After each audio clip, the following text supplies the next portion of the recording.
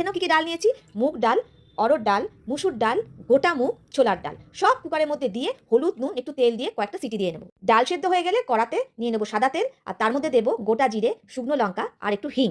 এই ফোড়ন দিয়ে তার মধ্যে আমি দিয়ে দেবো প্রথমে রসুন, তারপরে আদা কুচি, তারপরে পেঁয়াজ কুচি দিয়ে ভালো করে এটা ভাজতে থাকবো। এরপরে আমি দিয়ে দেবো কুচনো টমেটো। টমেটো দিয়েও বেশ ভালো করে নাড়াচাড়া করে নেবো। তারপরে তার মধ্যে দিয়ে দেবো ধনে আর জিরে গুঁড়ো। নুন দিয়ে ভালো করে টমেটোটা ভেজে নেওয়ার পরে আমি দিয়ে দেবো কড়াইশুঁটি। এরপরে ভালো করে সব নাড়াচাড়া করে নিয়ে সেদ্ধ করা ডালটাকে দিয়ে বেশ ভালো করে কষতে হবে অনেকক্ষণ ধরে।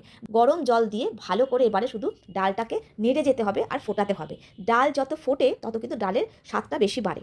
এরপরে দিয়ে দেবো কাসুরি মেথি ফ্লেভারের জন্য।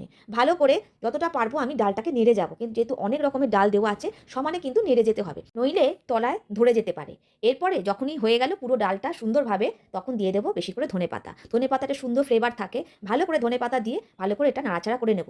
পরিবেশনের সময় 1 চামচ বাটার দিয়ে নেবে, আরও ভালো লাগবে।